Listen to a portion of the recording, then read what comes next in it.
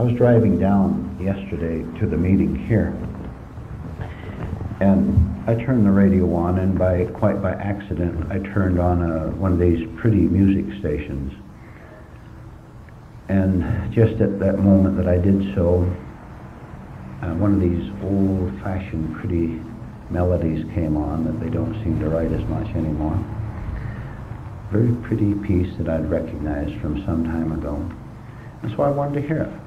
So I tried to listen intently to it, while driving carefully, of course. But I couldn't. And for a minute, because my mind was on traffic, paying attention to that as a primary thing, I finally was able to give my full attention to the fact that I couldn't hear this pretty melody that I wanted to hear. And then it occurred to me, just by observation of what was going on, is that in back of the melody there was a man chattering, which meant that I didn't have the dial tuned in quite right, so I changed the dial just a little bit, and the chatter went out, and the pure music was there, which is very pretty. The interference, the unnaturalness of our own chattering minds, which we're so in love with, which we prefer over everything else because we don't know anything else. A chattering mind can only know chattering mind, and the results of it, the noise of it, the preferred agitation of it. And if someone tells us to please shut up and listen to something besides your own mind, it doesn't make any sense to us. It really doesn't. What do you mean? I'm me. My mind is operating, and if it's my mind, most certainly it must be right. There must be something very accurate about my mind because it belongs to me. We don't see the simplest of errors that we make, which is the inability. Now you listen, and you don't see, you see if this isn't quite true of you. The inability to admit that there could be something wrong with us. Now please don't say, I'm at this meeting, am I not? Don't I read your books? Don't I read self-improvement books? Am I not always admitting I'm wrong? No, not at all.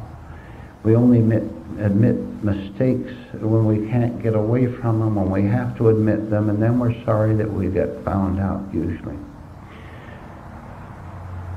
What's wrong? Shall I tell you what's wrong with human beings? You're going to think this is an exaggeration. I assure you it is not what I'm going to tell you next. What is wrong with human beings, and wrong with you, wrong with me perhaps, is that we are all wrong. There's not a single thing right. There's not a single thing right. I'll prove it to you, if you can understand the proof.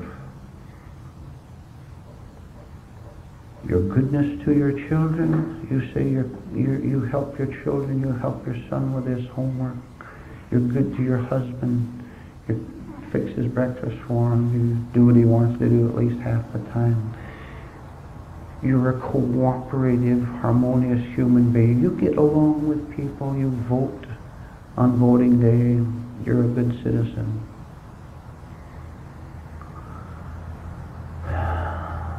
You don't understand something which very few people ever penetrate to understand, which is why they remain sick and scared.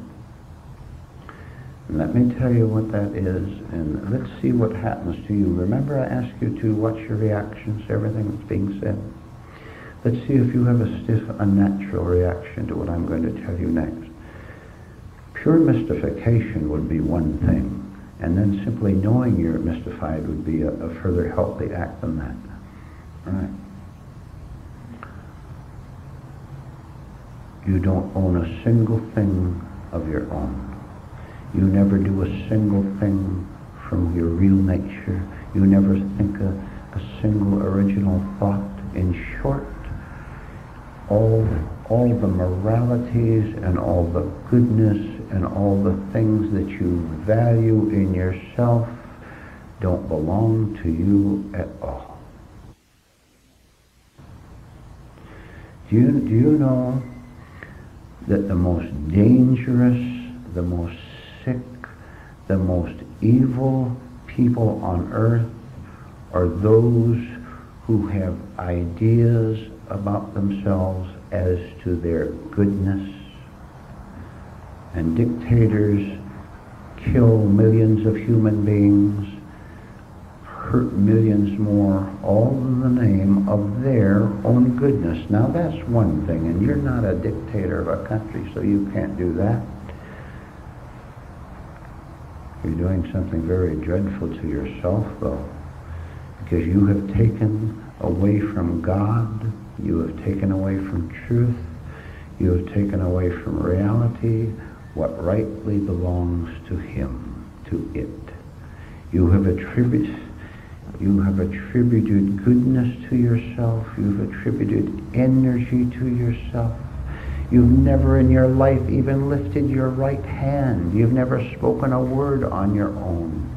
You've never done a single thing from yourself because there's no self there to do anything. Now we have a double mystery. Look into it. There are two kinds of people inhabiting this earth. Millions and millions and millions and millions of them are mere machines. Machines who have no life in themselves, who have no intelligence of themselves, no initiative of themselves.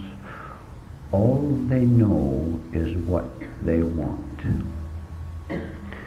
And what they want most of all is to try to prove the impossible, which is that they are not machines, that they're conscious beings. And if they could get away with it, they would claim that they even fathered themselves and mothered themselves, that they brought themselves into this world. But that is a little bit ridiculous. Who brought you into this world? Not your mother and father. They were merely physical instruments for that. But we'd like to claim that after once having been born, that now everything belongs to me. I can be good, I can be bad, I can be successful, I can be a failure.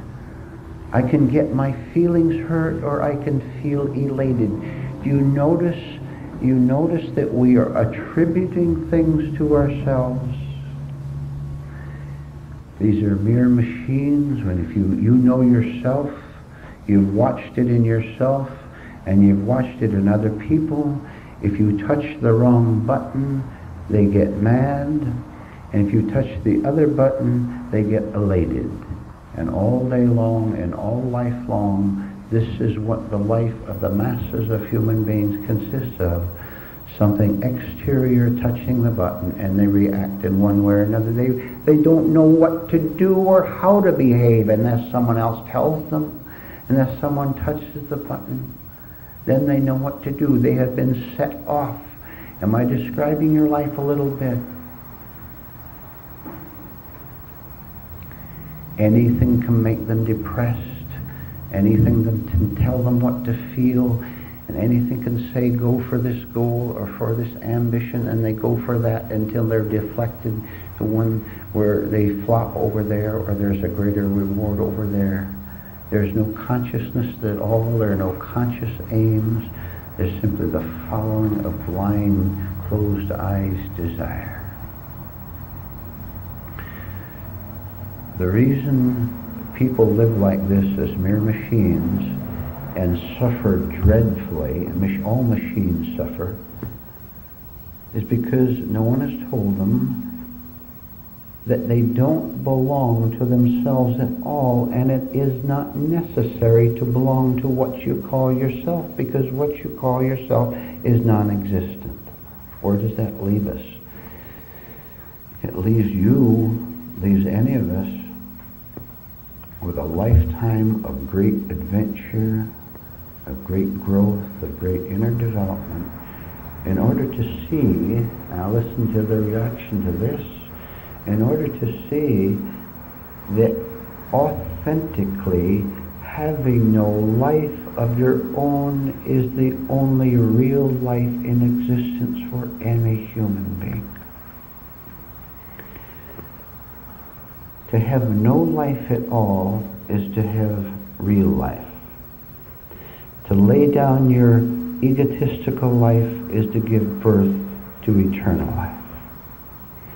To set aside the machine with a voluntary surrender of everything that's called I, to lay aside the machine is the beginning of real intelligence, and by the way, real goodness. Because it's only machines that start wars. It's only gangs of machines that prowl the streets and jump on people and hurt them and rob them.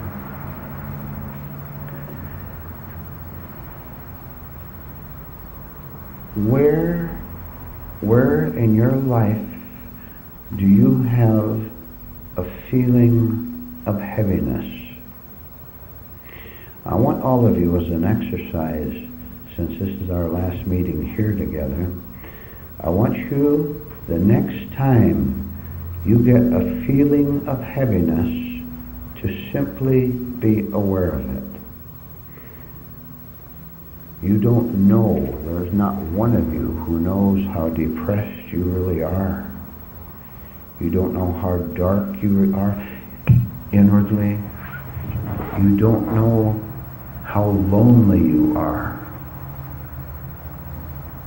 You do feel the pain of it, and that's quite a different thing from knowing how lonely you are. You do feel the agony of it. You do see the nervousness of it in your physical body, and the way your mind jumps around, and the stiffness of your attitude, your self-protective stiffness. And you say to yourself, I've been hurt many, many times. I've been hurt very, very badly by everybody, parents, public school teachers. I've been hurt so badly that I've got to find some way to protect myself from getting hurt again. And what can I do to protect myself from getting hurt? Oh, I know what I'll do. I'll adopt a very rigid attitude, an inflexible attitude, and I'll adopt a certain facial expression, which I've seen on many of you right in this room, a certain facial expression that says, among other things, and we could detail all this for a long time, a certain facial expression that says, don't come near me. I'm afraid you're going to hurt me. And every time you say, don't come near me, I'm afraid you're going to hurt me, you're in a state of hurt right now. Shall I tell you how to get over getting your feelings hurt forever? To never ever be the victim of any circumstance or any person or anything in the future or anything you can think about toward the past, so that you're not hurt again by thinking of those things, those foolish things we all did in the past, that disgraceful thing we did in the past. You want to be hurt of all, free of all that kind of hurt? I'll tell you how. It's infallible. It always works. You start tonight to say to life, say to yourself, go ahead and hurt me all you want. Go ahead. If I'm afraid to go over and talk to you because I'm afraid you're going to say something, I'm going to go over and talk with you and let you hurt my feelings. I'm afraid to do this. And you understand, nothing foolish, nothing stupid now. I'm talking about, instead of refusing the battle of life, to get right into it, so that life, with all its fury, and there's a lot of it, the world is composed of fury, so that the world and the people are the world, by the way, can attack you in any way it wants. It can disappoint you. It can turn down your business prospects. The woman can say no to you 1,000 times. The man can say no to you 1,000 times. The world refuses your attempts to be successful. It takes away from you all your securities. You lose things. Instead of trying to do something to protect yourself, which makes you very unnatural, you go out and dare the wrath and the fury of the whole world. Do your worst. Come on. I can take 10 times more, 50 times more, 1,000 times more. Knock me down all you go. Who cares? Go ahead. Mama, you've been dead 10 years and you're still screaming at me. Go ahead and scream at me. Papa, you were sick. I didn't know it. I didn't know how sick you were because I was a little child. And you used to scream at you when you'd slap me in the face. And you'd bawl me out for things I didn't understand why you bawled me out. I still don't. And you're still screaming at me, Papa. I'm not going to hide from you anymore, Papa and Mama. I'm going to watch and listen to your howls. I'm going to watch how you called me bad, how you called me evil. And I was 14 and 16 and 18 and 5. I'm going to go right into the battle which is going on inside of me and let you scream all you want until my very watchfulness of that and what little courage I have to make it stronger and stronger and stronger, hearing the voices all the time, until I can track down the source of Papa and Mama and every other sickie who invaded my life. Track down the source of it until I see that the source of this sickness which hurt me so badly, which is still inside me, which is still attacking me, because I've braved the jungle inside of myself in order to understand it. Until I see quite clearly that it has no validity at all, it has no real power at all, as long as I understand that it has no power, as long as I'm part of it. When I scream back at Papa, you leave me alone, I've done it again, I've increased the force. I'm not going to scream back at you, Mama. School teacher, when you ridiculed me in front of the class, it hurt me so bad for weeks. That uncle, that brother, that organization, all those vicious people, and they are vicious, they were vicious and they are vicious, but I took it inside myself. And I thought I had to keep it there, and I thought I had to hide the shame of it from myself. I thought I had to live with it. Let me tell you something. I'm not going to do that anymore. I'm going to bring it right up, and I'm going to look at all those disgraceful things that happened to me in the past. And even if I'm afraid of them, I'm going to keep looking at them until I see that they are apart from who I really am, which will take a long time. But you tell me, what other sensible duty I have in life except to clarify my inner nature, to get rid of all these things that have been torturing me.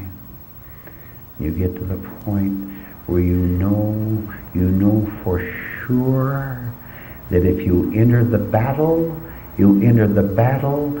you will see finally that loneliness and the screaming and the pain and the shame, the loneliness, the whole thing, everything exists right inside me.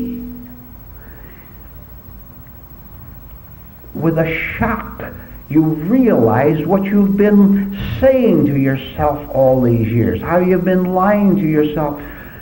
You say to the girlfriend you work with, well, I have to go home to an empty apartment tonight. Somehow you knew the apartment wasn't empty, you were empty. I have to go home and put up with those people who drain me. I have to go associate with them again. You finally understand that you don't have to go to them again. That you don't have to let anybody drain you. But you thought you had to be loyal to them. You thought you had to be nice to them. You thought that you owed them something. You thought that you had something to give them, and you have nothing to give them except your own sickness, and you're beginning to understand that, and that is coming to a halt. You're beginning to understand that to be all alone inwardly, is a state that is beautiful, not frightening, because you're not defining it by words. The word loneliness itself, which sets off associations of the 50 times, the 100 times when you were lonely and alone before, it sets off associations, which sets off feelings. And then you re-experience these feelings again, and you say, see, I knew I'd be lonely when I went to my alone little apartment. I knew I'd be lonely, and I'm right. See, my prediction came true. Of course it did, because you started it by saying the word loneliness. Now something else has come to you.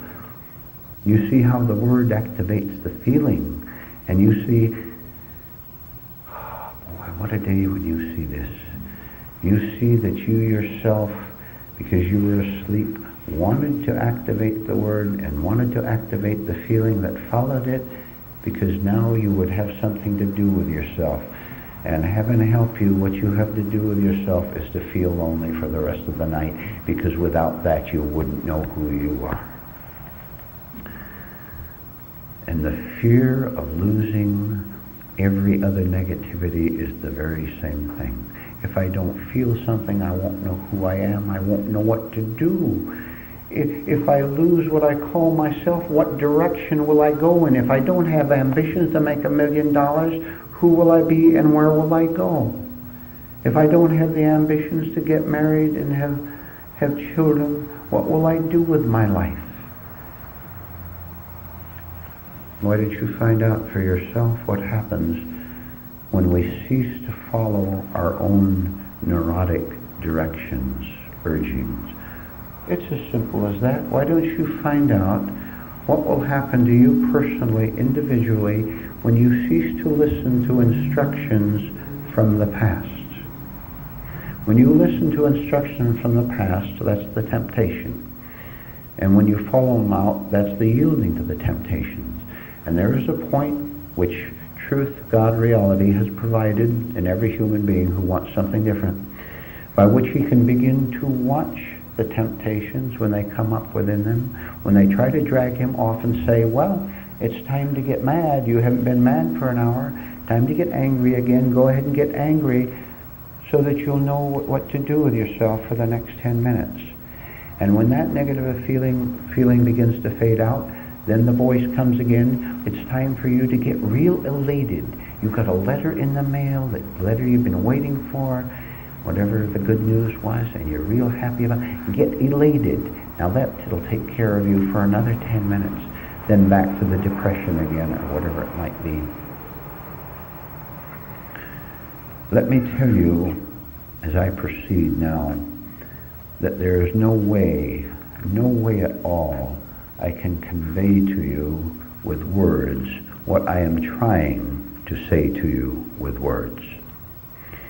Because words are very limited, and not only do I speak with words, but since you receive them with a mind that interprets words according to your conditioning, according to your associations, according to your desires, then what I say will be distorted. There is such a thing as a conscious use of words, and that comes later on. With that preface, to have no idea at all of who you are or what you want is pure happiness. To not know who you are, to not know what you're doing with yourself in life, is living in eternity right now, here on earth, not living in time anymore. To have no choices of your own except in everyday affairs, and they're still not your choices because your preference for a green coat instead of a blue coat is conditioned. You like that one instead of that one. Even that is conditioned and not yours. But to have no choices at all, no choices at all, is not to live in confusion and despair and contradiction, but to live in pure wholeness, capital W-H-O-L-E, N-E-S-S. Because you've finally seen that choices can do nothing for you. Choices, I choose to move to another place. I choose a new friend. I choose to get rid of an old friend. I choose to speak in this way. I choose to read this book. I choose to watch this television or whatever. We have seen that the tens of thousands of choices that we have made in order to make ourselves feel happy, feel secure, feel whole, don't work.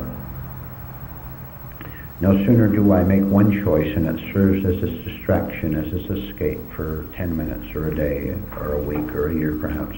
Getting married, for example, is a marvelous distraction from finding yourself. Now you can just lean on each other and lie to each other. I've finally seen that anything that my conditioned mind does, my old ideas do, can only revolve on the level of ideas, because they are all trying to feed something that doesn't exist. No matter how often I try to convince myself that everything is all right, I can never quite do it, not for very long anyway, and even then I have my doubts about it. So the absence of all choices puts me, and now the explanation gets even more difficult than before. If I am now living, I have not abandoned my mind, you understand. I have not abandoned the practical part of my mind that I have to use down at the office or to make dinner. We obviously don't want to abandon that, or we couldn't drive our car. This is memory, which is proper. If I live from practical thinking on my intellect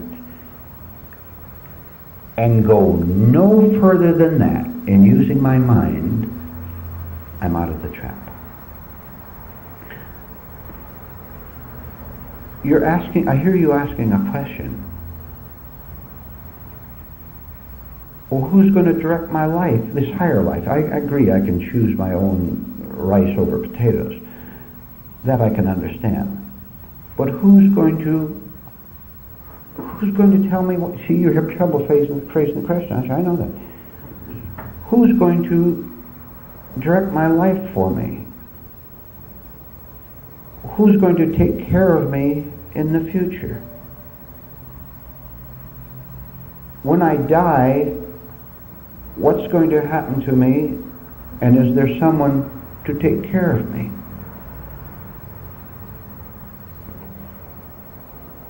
The reason you ask this question is because you don't understand what I've been telling you these last 3 nights. You insist, you demand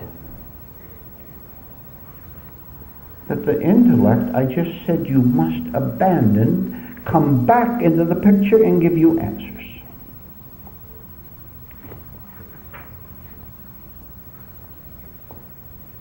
Who is there for God to take care of in the future? Who exists for God to take you to your own self-created imagination of heaven 10 years from now, tomorrow, 50 years from now? Did you ever stop and think who God is going to take to heaven? Who God is going to guide for the rest of this night? Did it ever occur to you to ask the question, who is God going to take care of? Oh, I know. And you go right back into the same mistake, the same trap of saying, I know.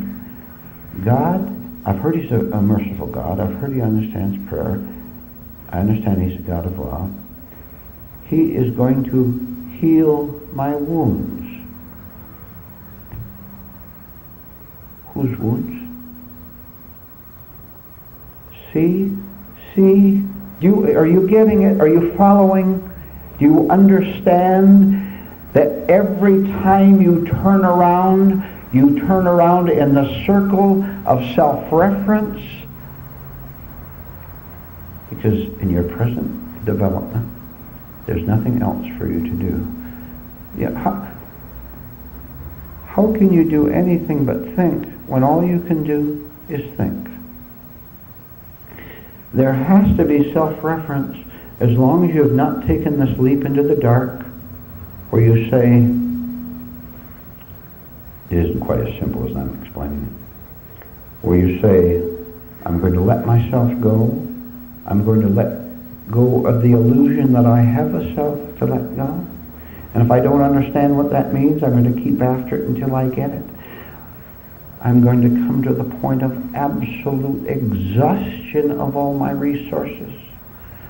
I don't care where I go to. I don't care how rough it gets. I don't care if I can see my father bending over me or my mother bending over me when I was 10 years old and whacking me in the bed for stealing something. And in my shame and in my guilt, I didn't know that they were as sick as I was. I didn't know that what they were doing to me. I thought that they were all right and I was all wrong. I don't care. I don't care what hell I have to go through. Look, go through it. You're in it. What are you talking about? You're going to go through that. You're in it. Who are you kidding? We're talking about something else. We're talking about seeing consciously, looking at that horrible scene that happened when you were a child or when you were older, maybe yesterday. Looking at that horrible scene, and at the same time you look at it with all its pain and its pressure. You say to yourself, I have learned a few things in a class like this and in reading certain books. I have learned a few things. What I have learned is this, and then you could go on to what you've learned, but I'll give you examples. I have learned that 10-year-old boy or that 20-year-old girl who had this horrible disgrace doesn't exist at the present moment, but only the memory of the experience presently exists. I therefore can go on to understand that as long as I do not reactivate the delusion that I am now that person, as long as I understand that it's thought, delusion, acting and trying to impose itself upon the present, as long as I understand that, I can cut off self-reference. I can cut off the tie. I can see the experience consciously without falling into the trap of saying, now I to it. To look at the experience with awareness means I have canceled time, because there is no time in consciousness, only in thinking, only in ideas, only in me and my experiences. And so I look at it for a long, long time because I'm just a beginner, because I'm just a student at these things. Many, many times when I think of this experience that I don't want to think about, I'd rather block it out. When I think about it, when it comes up and something activates it accidentally and it comes up, I don't have to be afraid of it anymore. I don't have to fear what I've feared without knowing that I've feared it all these times since that thing happened, since that disgrace, since that defeat, since that terrible thing happened. I don't have to fall into the trap of time, which includes feelings. There's something in me that is higher than anything that exists in my mind or in my emotions that are negative. You don't have to identify what this is, but you do have to be very, very alert just to notice what is happening to you in every little thing you do all day long, so that you can be aware of yourself being dragged back into time thinking. Time thinking is permissible when you have to cook the rice 30 minutes, yes. But it's not permissible when your supposed imaginary self gets dragged back into it, and then you vibrate with the pain of time. Very, very definitely. I'll give you a promise. I'll give you a true promise. Very, very definitely, with your right effort, with your persistence, with wanting truth more than you want falsehood, you can reach the point where you can begin to separate yourself from everything that happens to you. You can separate yourself from everything that's happened to you in the past, so that eventually the tears dry up and the frights dry up. There are no perplexities at all as to what to do with your life, because there's no one there who has to decide anything. This is what is known, and again, I like to preface it with this. What I'm going to say is not religious talk. I'm sure you've heard it before, but let me tell you that there's a reality behind this religious talk, which you can experience for yourself. When you understand all these things, because you have worked hard on yourself, then you will know what it means to walk with God daily, to be free daily, to be unafraid, to fear nothing whatever. Then you've overcome the world. Be of good cheer, for I have overcome the world. You'll know what a few men, what a few people over the centuries have found, which is to be in complete domination of the world by not being a part of it, by wanting nothing from it, because you found the pearl of great price, which is eternity. And you found it while you're still alive in the physical body. Finally, before we take a break, please remind yourself of the following. And you'll shock the devil when you do this. You remind yourself of the following. Don't forget it. All negative feelings of any kind, whether it is of loneliness, whether it's fear, whether it's the pain of being rejected, of not knowing what you're going to do with yourself in the future, and that's a very important one. Now I'll emphasize that. Any tension or anxiety, fear that you have of what's going to happen to you tomorrow or 100 years from now is a bluff. I'm telling you, now you listen to me. I'm telling you, it's a bluff, it's a fake, it has no reality at all. Because you see, there is no you living in time at all. In reality, who has to be concerned over what's going to happen to you tomorrow, or 10 years, or 50 years, or 100 years? The very comprehension of that puts you in now, therefore not in any future, therefore all questions and all perplexities and all anxieties over what about the past or what about the future, all such questions vanish, because truth never asks such things. This is what is known as being an inwardly free human being. Nobody else will know it, perhaps. Nobody will. Your husband won't know it. He's not interested. Your wife won't know it. She's not interested. But you will know it, and you will live from it. Let's take a 10 or 12 minute break, and you'll be called back.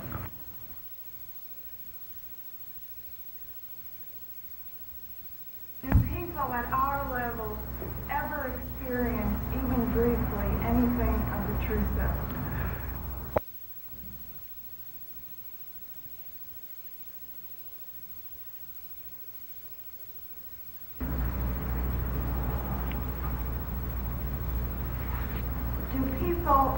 Do people at our level ever experience, even briefly, anything of the true self? On all levels? On our level. Well, let me ask you a question. You answer this question yourself. Did you feel, real honestly, as honest as you can be now, did you feel anything right about what went on in this room tonight? Did you feel anything right? Hmm? Do you want more of it? All right. There, you've answered your question. Look. We've said that the masses want nothing to do with this. Not only that, but the masses inside each of us individuals want nothing to do with it. Now that we've got the honest statement out of the way, we can go on to another honest statement, which is that there's a small little spark of us that has had it, that isn't going to put up with it anymore, and it's willing to surrender our sickness, our egotism, our pretense, and willing to give up our hardness. And I talked about that, I believe, the first night, and I want you to think about that. The hard block of ice that is so self-protective. We're willing to let it be melted a little bit. And this is what is happening. Maybe just one little drop of water dropped off the block of ice in all of us here tonight. But that's progress. And it goes very steadily, very beautifully, until you reach, as I've said before, the 51% mark, where there's no possibility of you ever falling away again. Some of you in this room, in all probability, I'll never ever see you again at any other meeting, because you're not at the 51% mark. Maybe not, I hope not, but I'm just saying this, speaking generally. If any of you are at the 51% mark, nothing can keep you away from future meetings. Laguna Beach, you drive to San Diego. You drive to New York on vacation. You go to Japan for 3 weeks and spend all that money. Where are your values? Look, come on. What do you really value? You really value what you go after. Will you go after the truth that you're hearing here? That's what you value. Yes, the lady, please, and Leland, be alert. Because while you're talking to me, you're in a very agitated mood. Yes, do you understand that? Oh, yes. That very which is a part of your conditioning, and I'm not condemning or criticizing, I'm simply pointing it out. That agitated mood is the wall in you. Tell me, help me, save me. See, you're demanding that you be saved. And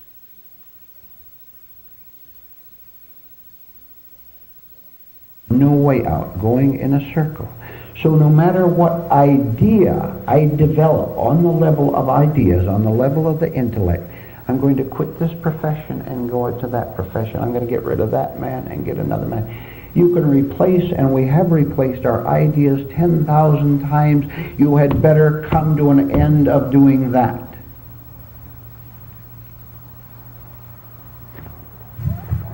Which is the most terrifying task you will ever do in your life? Because when you begin to drop your ideas of how you're going to be happy, of what's going to work out for you, when you give up your ideas, you give up yourself. You and your ideas are one.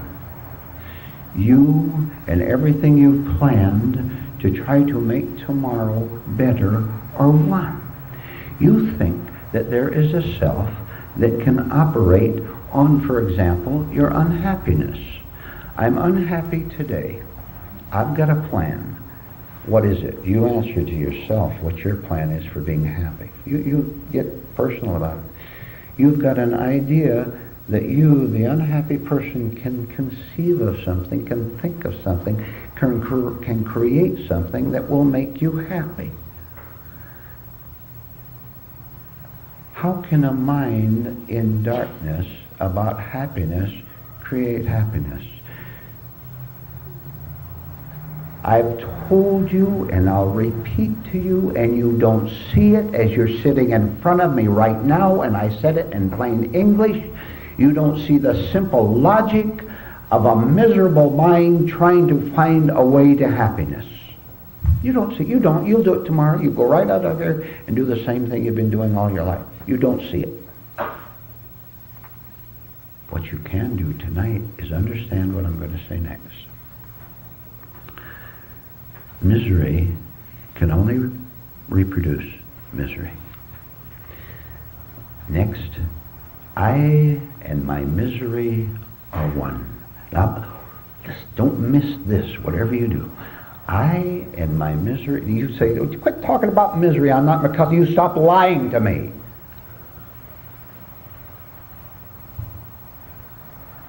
You lie to yourself, don't you lie to me. I and my misery are one.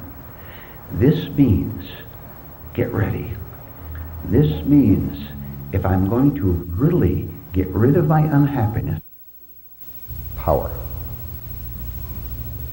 The power that is going to change things. But first of all, let's get out of the way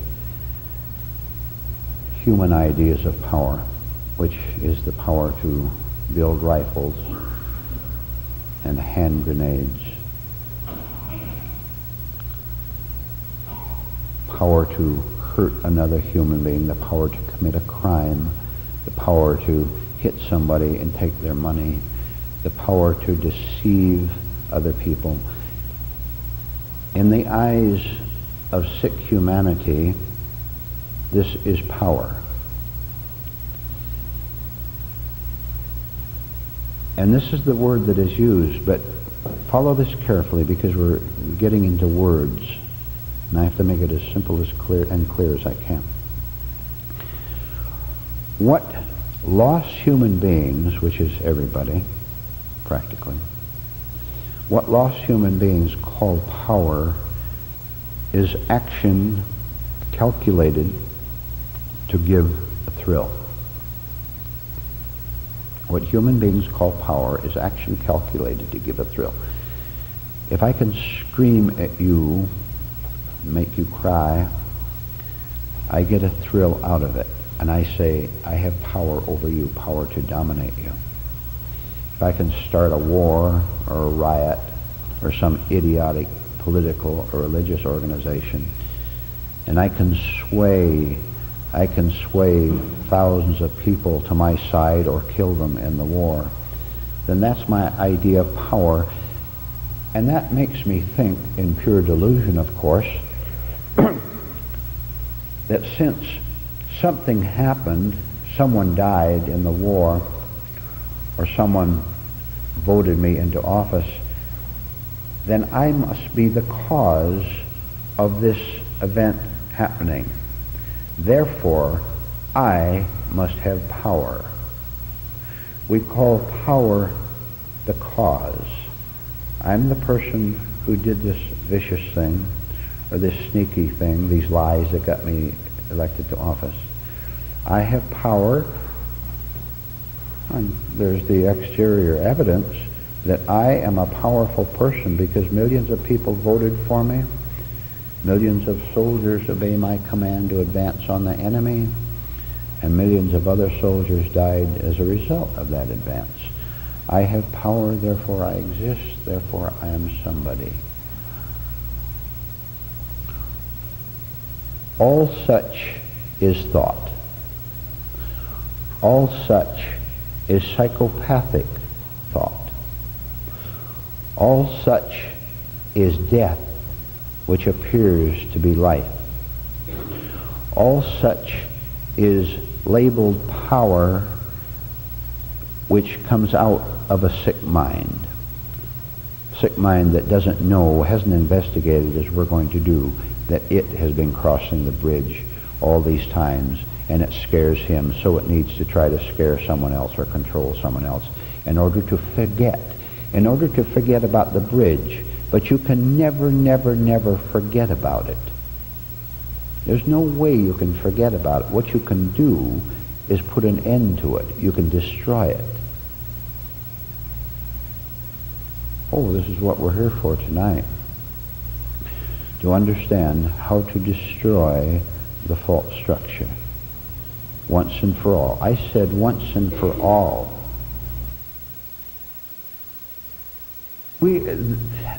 the sickness is 1,000 times worse than any of us realize. We won't even begin to do the right thing. All our lives we've been told to run away, right? And so we follow those instructions. And you know your mama ran away and papa ran away. They never faced reality. And all your friends that you went to school with, they never faced it. The people you work with. And somehow, if you're stupid, you will think that it's disloyal to break away from those people who want to continue to run away from life. Come on. Let me ask all of you. I'll just go around the room. I'm talking to every one of you individually. Do you want your life back, or do you want the approval of your psychopathic friends? Now, which do you want? You make up your mind, because you can't have both. Now, where are you fawning? Don't you put your husband before God. Don't you put that sick wife of yours before truth. Don't you hang on to anyone whose presence makes you feel secure. It doesn't make you feel secure. It merely covers up your insecurity. And we've got to stop closing our eyes. You're so afraid that man is going to blow up if you come to these classes. He disapproves of you getting religion. Let him blow up. Let him leave you. Get rid of him. And the sooner the better. And that sneering, sarcastic wife, get rid of her too, if she's standing in the way of you becoming a truly decent, sane human being. You want a crumb of comfort and you toss away eternity.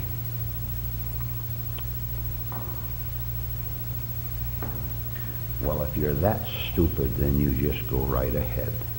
But if you have an ounce of brains, you won't go along with it anymore. Any human being who prevents you from finding the truth despises you. Now you remember that. Any human being who dislikes you coming to a class like this, who stands in the way, who sneers at us, who's sarcastic, despises you. And you're so stupid you think he cares. That's how dumb you are. You've sold your soul to a wedding ring. Ladies and gentlemen, as individuals, I want to tell you something that I know that you don't. I know that truth, reality, God, we'll take what term you want, can set this gentleman free and this lady and in the whole room. Now what I mean by that is this, that you can be a part of the wholeness of truth, regardless of whether the person next to you is or not, or on the other side, or your wife is in the wholeness or not. God does not play favorites. I know that those of you who want it more than you want to close your eyes and stay asleep and talk about spiritual things, I know that you can know union with reality. I know that it is possible for you to do it while still alive here on earth. And then I know that you and I can just look at each other, a glance or a word or two, and we both know that the other person knows. And finally, I know that you will be in 100%, not 99, 100% in charge of the life. See, I have to avoid your life. Then you understand? In charge of the life, which is now your life, using the word your consciously. You are in charge of it because you no longer are. But something that is not your mind, not your thoughts, not your identity is living through you. This is nothing mysterious or nothing scary or nothing out of this world. It's something extremely real, extremely practical. And I know that you can experience it. If you have this elementary honesty, if you're sick and tired of suffering, fed up with it, then after I have described this dark world that you live in, which you may or may not admit, after I've told you that this is your presence, there's nothing good about you at all. There really isn't. Nothing at all. You'd hurt anyone for 5 cents. And do. Your level is your viciousness. You lie to your spouse by being what you are. And she doesn't know any better. He doesn't know any better because he or she is on the same level you are. And so you drag each other down to hell in the name of a happy marriage. Or in the name, heaven help you, in the name of a Christian home.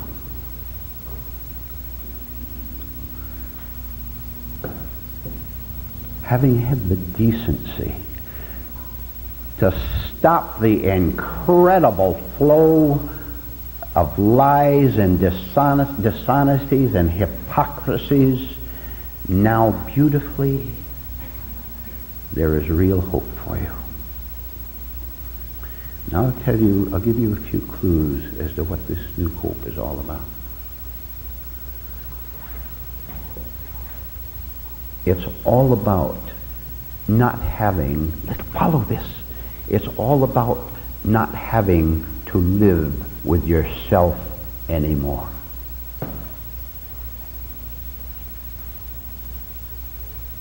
What do you think your pains are? What do you think your tensions are? Why do you think you drive yourself crazy all day long with a dozen decisions, 50 decisions? Why do you think you evade life instead of live it? Because this is your actual condition. Now listen carefully. Listen carefully. And if you go out of here with just this one point, it would be well worth you coming here tonight. You won't understand what I'm going to say. You'll understand the words because you know the English language. Listen to this. God, truth, reality, is not out to hurt you, as you now assume, but to heal you. God, truth, reality, is not out to hurt you, to steal anything from you, to take anything away from you, but to heal you.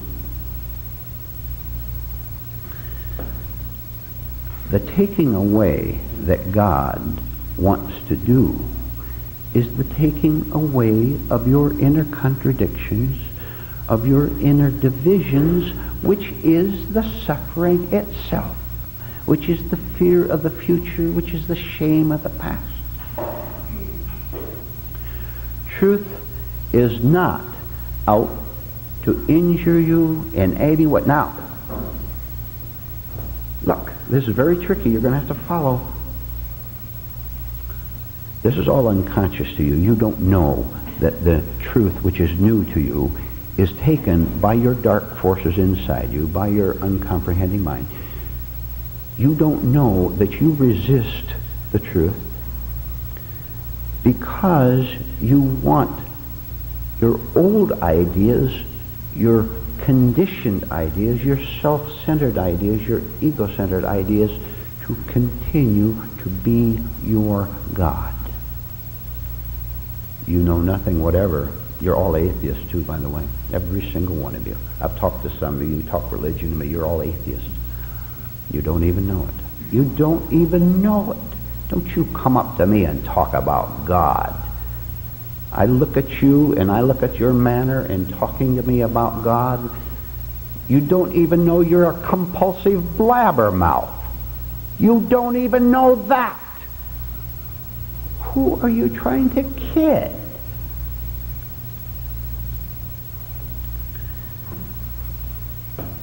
The habitual, traditional parts of you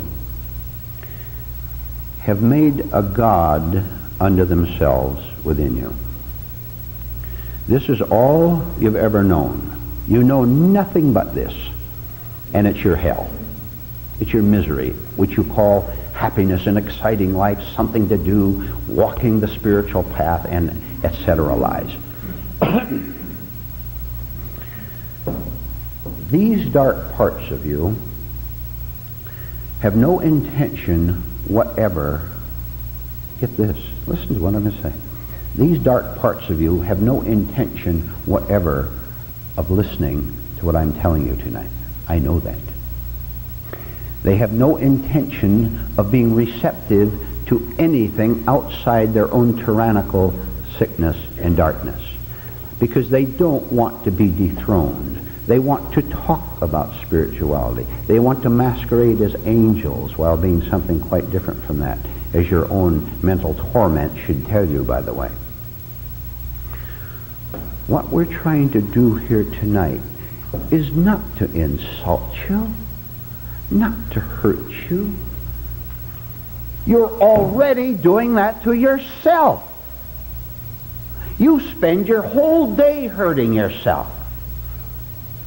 Your nature, as it now is now constituted, is a built-in torture chamber, and every single one of you in this room knows it, and don't you dare lie to me.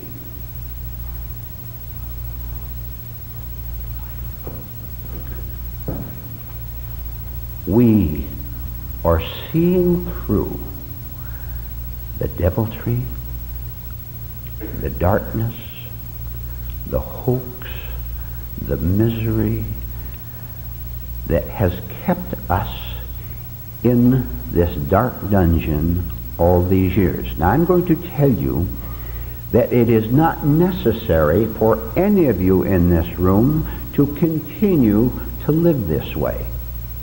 I want to tell you that you can get up in the morning and go to work or stay home and take care of the children, whatever your day is made up.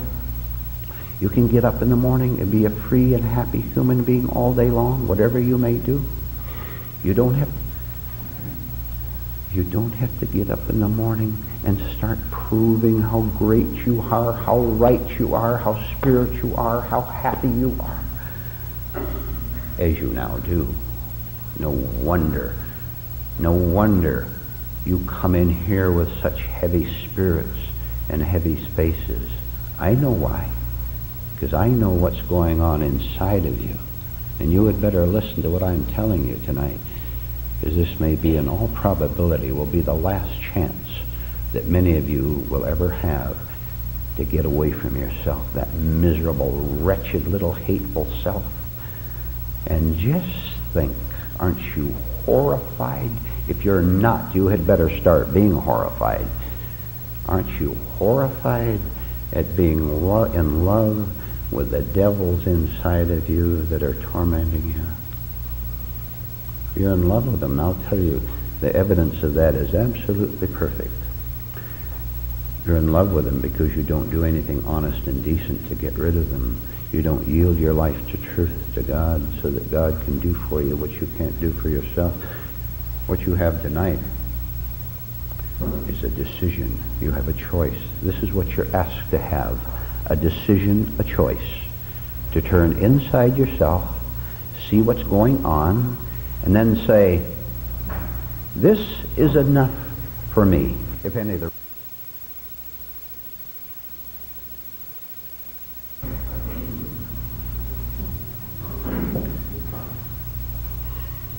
The observation of, the study of your disturbance is of extreme value. It's pure gold for you. Because you see, it's the beginning of the understanding of the machine that has gone wrong.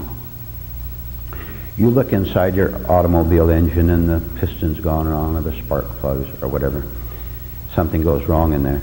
And you see that it's the third spark plug. You say, I have to replace the third spark plug. You replace that. Now the machine runs a little bit better. Then you see the wire is not quite right over there, and you change, you put a new wire in, it runs a little better, like that. If we're having a bumpy ride through life, it's our own fault that we have not stopped the car, this mad race downhill, that we have not stopped the car, got out, you know what I mean, slowing down in life a little bit to see what's going on. We haven't stopped the car, got out, and take a look at the machine to see why it's a rough life. Now, isn't that, look, now what is more intelligent than that?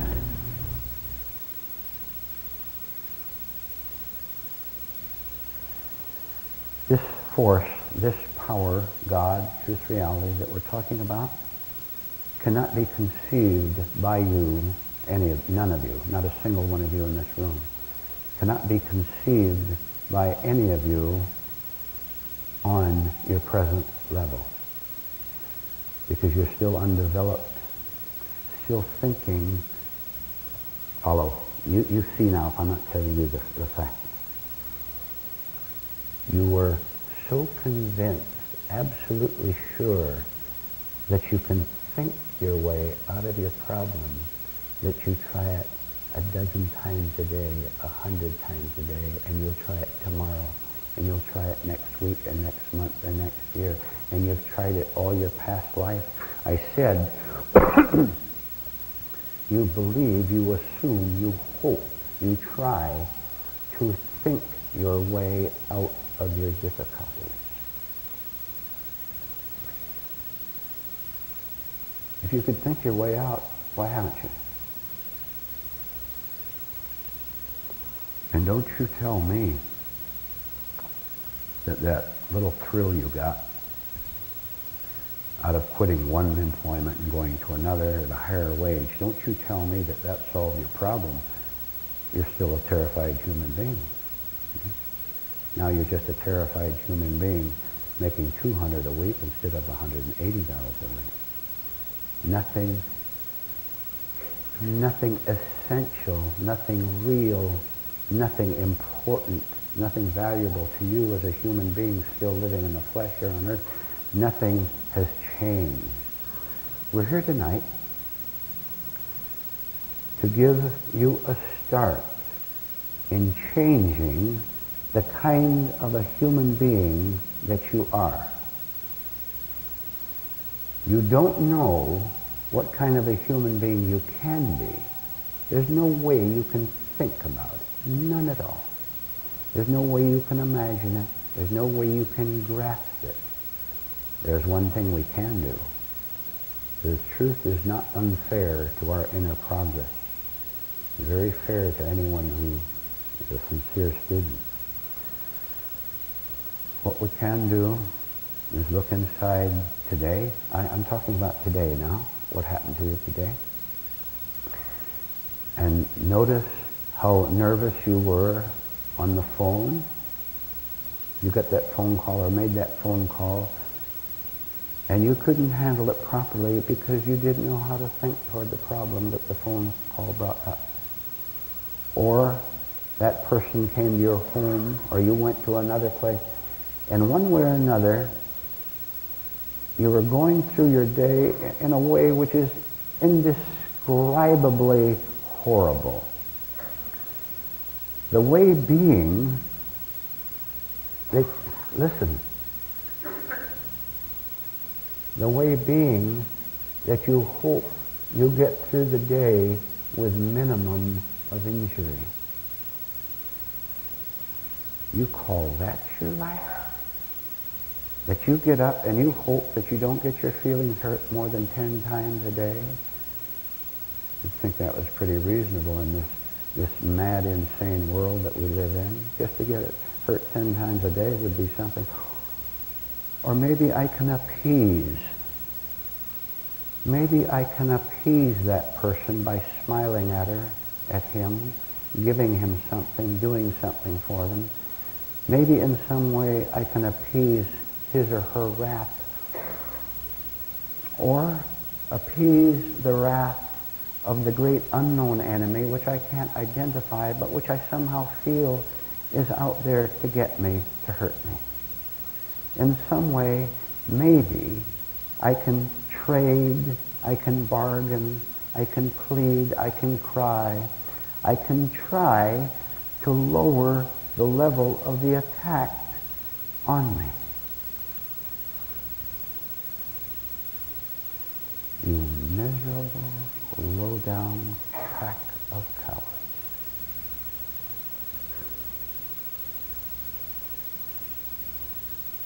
You have no decency at all.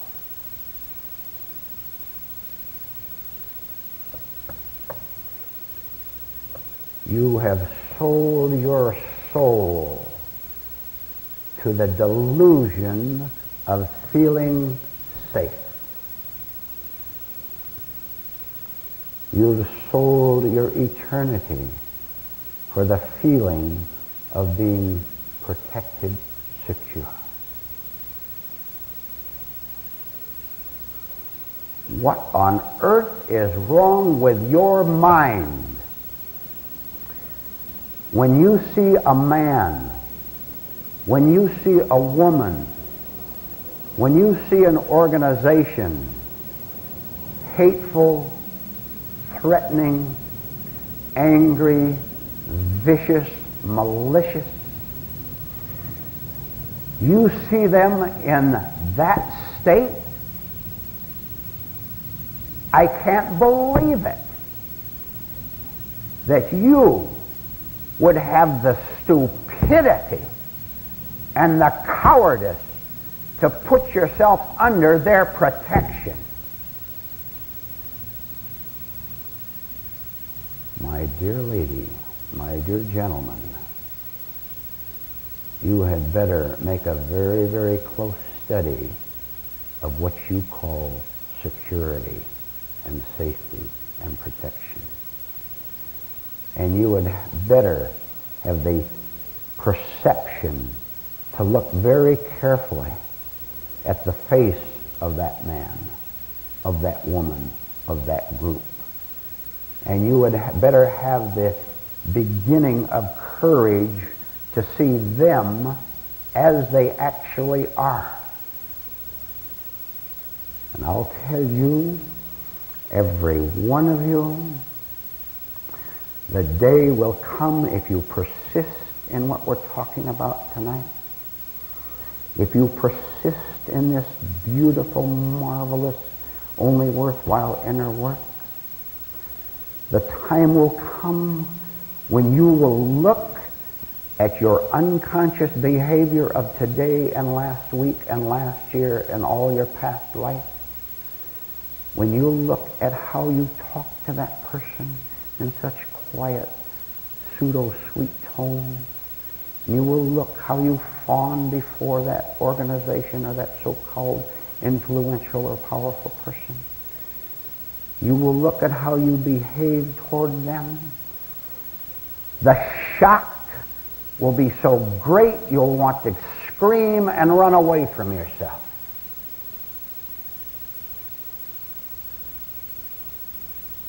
Because you can't believe that this is the way you have lived all your life, and I'm telling you that it is.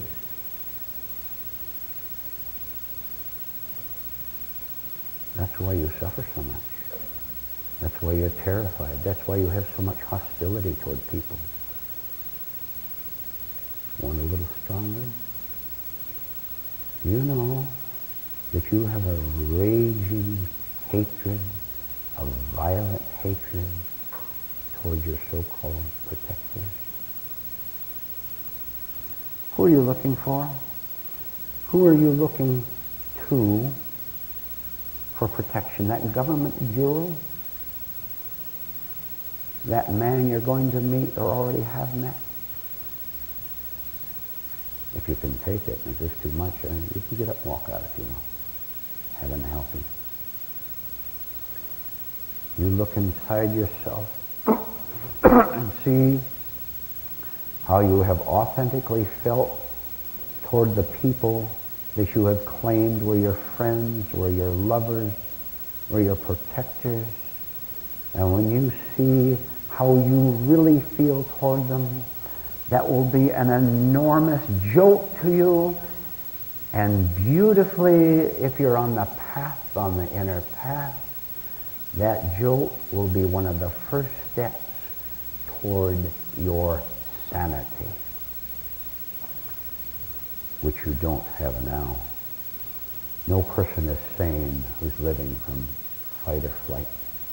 No person is sane who thinks that his safety or that his power or that his guidance resides in any other human being whatever. Well, if you can't trust anyone, which you had better stop doing starting tonight, I didn't say be cynical. I didn't say be hateful.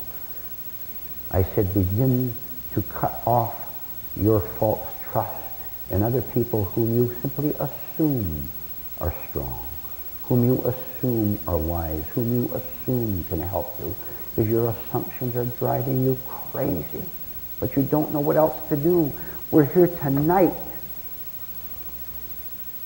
We're here tonight to find the only alternative that exists. There is an alternative. There is another way. There's something that every one of you can do for yourself that you've never ever done before, that you've never ever tried before. And I personally, if you stick, I'll personalize it now. If you stick with me, I'm talking to every one of you here now and listening to this tape. If you stick with me and follow me, you understand, following the truth, I will promise you two things. I promise you I will put you through a hell unbelievable, unimaginable. You'll want to scream out at what you're being led into, because I'm dragging you down to where you already are. And I'm trying to make you conscious. I'm trying to make you aware of where you already are. Don't you come up to me and talk about love. Because you'll just be lying to yourself and to me. The other thing I promise you,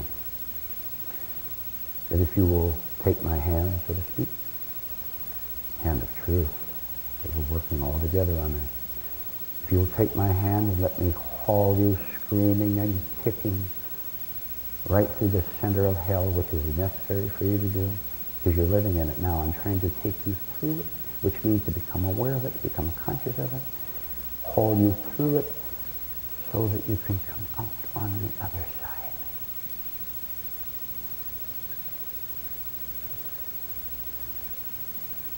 All lost people are people who are living in hell, calling it heaven, calling it paradise. The jolt part comes.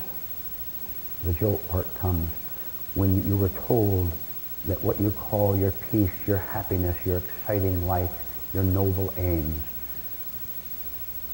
the jolt comes when they are revealed to you as illusions, as things that you've conjured up in your own mind, which become walls, which prevent you from seeing the pain, the anxiety, the tension that you suffer all day long. If you will come on the inner journey, you can kick and scream, you will. Oh, I know. I am not intimidated or frightened in the least by your kicking and screaming, because I know you can't do anything but that. Or you're lying, you're endless lying. You'll lie to me left and right. You'll lie to me for years. You'll come up and lie to me and tell me what progress you're making. I'll know you're making progress when I see that you're becoming aware of what you have always been and are willing to admit it. And that's a very tricky thing in itself. The promise is that if you do, as an individual, don't expect your friends to want to go along with you. Your friends want to continue to keep you right where they are, because they are devils. You know your friends are devils? Do you think that's too strong? I wish I could think of a stronger word. All your friends are devils. You know that nice smiling man who wears a suit, he talks so calmly? You know that woman who's so immersed in religion, she can quote the Bible from end to end? Do you mean to tell me you have never watched their facial expressions closely? Do you mean to tell me you haven't watched the petty remarks they make? Do you mean to tell me you're idolizing that person when you catch them being scared and hostile and hateful and malicious? This requires a good deal of effort on your part to destroy deliberately your own idols. And when you topple one idol, then you go to the next one, then to the next one, then to the next one. And every time you do that, every idol is a wall that is keeping you from what you can be, which is a self-poised, a self-contained, and authentically independent human being. I didn't say you're antisocial. We're all friends here tonight. We're social, are we not? Doesn't mean you go off into a mountain as a hermit. It means you're living within yourself, absolutely sure of what life is all about, because you've finally understood what you yourself are all about. And what you're all about is something, if you will remember this, it will help you. What your life is truly all about is something that has no connection at all with the way you now behave, with the way you now think, with the way you now get emotional, with the way you now must insist that you have the religious answers or social answers or governmental answers. Truth is something that is not a lie. That's the start. Don't define truth, because then a liar is defining truth.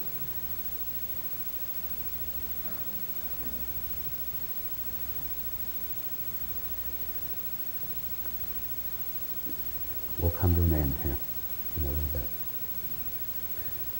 There is no danger to you in following the truth through this dark valley that we're talking about. There is no danger to you. There's just a danger to your suffering. There's a danger to your confusion. Oh, isn't that nice to hear that the only thing that is being threatened is your unhappiness, your uncertainties, and your tension? Isn't that nice to know that the only thing that is in danger is everything that is making your life so miserable as it presently is, and you know it is, and I know it is. So let's get that settled once and for all. If you will go this far in experimenting, this is what all you're asked to do, experiment with it. Come back, try again, get knocked down again, get insulted again, get your feelings hurt again, but come back, come back. You go away, and many people go away, and they go away for years. Every year that they stay away, it becomes harder to come back, because then their vanity is very much involved. When they went away from a truth class like this, they're saying to themselves, I know better. One way or another, they lie to them, in one way or another. And they have the allies of their wife or husband in line, and there's two sick people destroying each other. The longer any person stays away, the more difficult it is for them to come back, because then they would have to admit that when they went away, they had rejected the truth. And they don't want to come into a room or a class like ours in Boulder City, Nevada. They don't want to come back and admit that they have been foolish. Anyone who goes away and comes back and is humiliated and ashamed and says, I have been foolish, may I come back? God hears that prayer. God answers that prayer. And that person has begun to destroy the little imps, the fiends inside of them that took them away in the first place.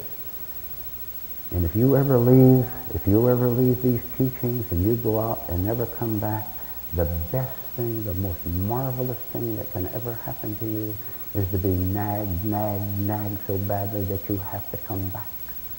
Because you've got a taste of truth. You've understood that there's something other than your own sickness. and you don't want to continue to live in the old ways anymore, it's not worth it. And you come back in fear and trembling. Who come back in fear and trembling? The prodigal son came back ashamed of himself, most certainly.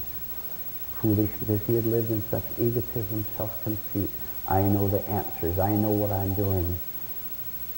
He finally came to himself and realized he had to come back to his father's house. There's an opportunity for eternity for everyone in this room. Take it, please, and start tonight.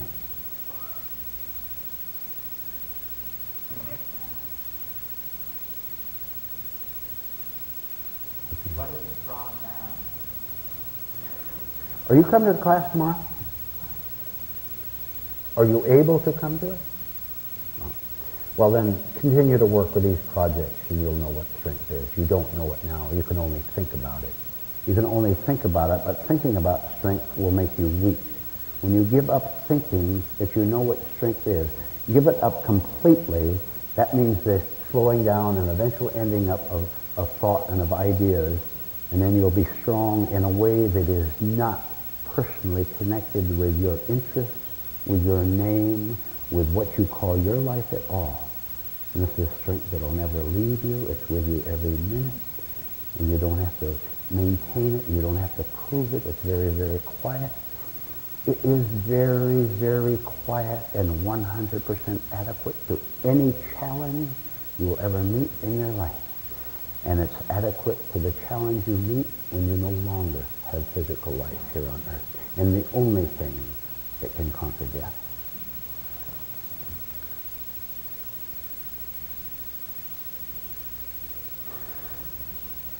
Forgiveness occurs at the moment you know that you no longer exist as a self-created, thought-created human being. As you understand that your so-called self is simply an accumulation of thoughts, experiences, feelings, of egotisms and all that. As you understand that, the very understanding that puts an end to the supposed you. Therefore, that puts an end to time. Therefore, that puts an end to you as a sinner who did those horrible things yesterday or 50 years ago. Forgiveness occurs when you clearly understand that there's really no one there to be forgiven. Egotism thrives on talking about God forgiving. I did this terrible thing, now God is forgiving me. This is a marvelous technique for keeping egotism alive. God is forgiving me, a repentant sinner. I'll repeat. Real forgiveness occurs. The cancellation of everything about you occurs when you wake up, when you understand you don't exist according to your illusions about yourself, but understand that you exist as a part of the whole, capital W-H-O-L-E. Then there's no question of forgiveness because both the saint and the sinner have disappeared. And there's simply an understanding with a capital U. Good night. This will answer your question. Hell is a very thrilling place. Something that's always going on. Something is, I'm talking about our inner hell. Something is always burning. Most human beings will not evolve out of hell. This is because they have chosen to take hell as heaven. I told him off, huh? Isn't that hell masquerading as heaven? I told him off there. You know that boss? I told him off and I quit, and I went down and I got twice as much money at that other place. Huh? You find your own places where your hell is masquerading as heaven. Yes?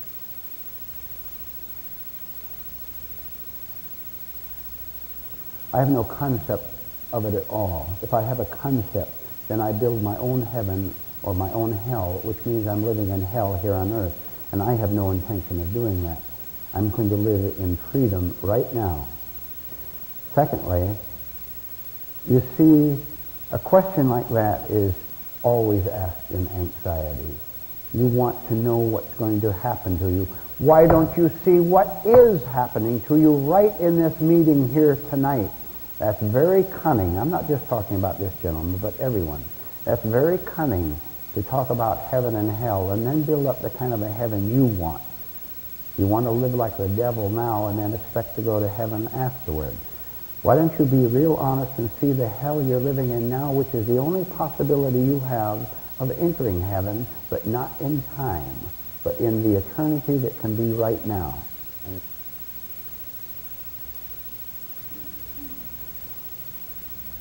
You don't understand at all what I'm telling you when I tell you that talking about spiritual things is the precise thing that keeps you from truly being spiritual. You would rather have the words which revolve around you, of course, you and your spiritual progress, you and your self-awareness. Why don't you try giving your sense of self up sometime and see what happens to your higher sense of what it means to be spiritual. You or me can never be spiritual. I can only get rid of me, or you get rid of yourself, then you'll know. But it won't be you thinking about how spiritual you are. Does it sound harsh to you, maybe? It is if you're living in phony sociality. The best way to deal with most human beings is to just get up and walk away from them. I mean that literally. You get up and walk away from them, physically and mentally. Get up and walk away. And the more they chase you, the faster you should run, because that means they want to join you.